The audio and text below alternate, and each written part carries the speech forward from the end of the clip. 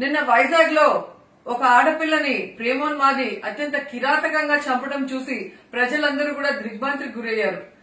ఈ రోజు ఇంటర్ పూర్తి చేసుకున్న వరలక్ష్మి అనే అమ్మాయిని సాయి వెంకట్ ప్రేమ పేరుతో వేధించి ఆ తర్వాత ఆ అమ్మాయిని అత్యంత కిరాతకంగా చంపడం అనేది ఎవరూ కూడా జీర్ణించుకోలేకపోతున్నారు.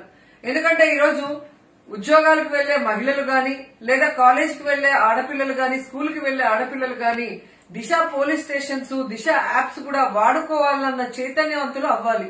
ఎందుకంటే ఏ చిన్న అనుమానం కలిగినా ఏ చిన్న వారికి ఏదైనా జరుగుతుందన్న భయం ఉంటే వెంటనే ఆ యాప్ ద్వారా కనుక మెసేజ్ పంపిస్తే 5 నిమిషాల్లో వాళ్ళు ఉన్న ప్లేస్ కి వచ్చి వాళ్ళని సేవ్ చేసే అవకాశం ఉంది.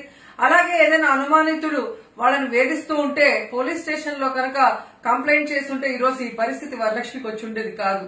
కానీ దురదృష్టం ఈ రోజు ఆ అమ్మాయిని గొంతు కోసి అత్యంత కిరాతకంగా సాయి వెంకట్ చంపడం అనేది అతన్ని వదిలిపెట్టకూడదు.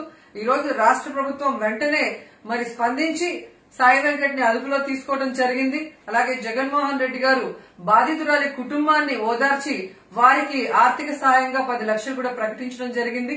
ఇలాంటివి మళ్లీ పునరావృతం కాకుండా ఇది ఎలా జరిగింది ఎందుకు జరిగింది అన్న దాని మీద చీఫ్ సెక్రటరీ అలాగే డీజీపీ అలాగే ఇంటెలిజెన్స్ చీఫ్ తో మరి డిస్కషన్ కూడా జరగడం మనం అందరం కూడా చూసాం. అలాగే ఈ దిశ పోలీస్ స్టేషన్ లో ఉన్న అధికారులందరికీ కూడా అప్రమత్తం చేసి భవిష్యత్తులో మళ్లీ ఇలాంటివి జరగకూడదని మరి జగన్మోహన్ రెడ్డి గారు గట్టిగా హెచ్చరించడం జరిగింది.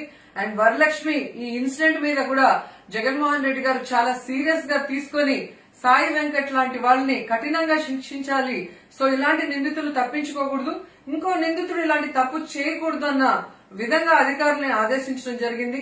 న్యాయస్థానం కూడా సాయి వెంకట్ కి చాలా కఠినమైన శిక్ష వేసి నిందితుల్లో ఒక భయాన్ని తీసుకొచ్చి ఇలాంటివి మళ్లీ పునరావృతం కాకుండా చేస్తారని మనస్ఫూర్తిగా నమ్ముతూ ఆ కుటుంబానికి నా ప్రగాఢ సానుభూతిని తెలియజేస్తున్నాను.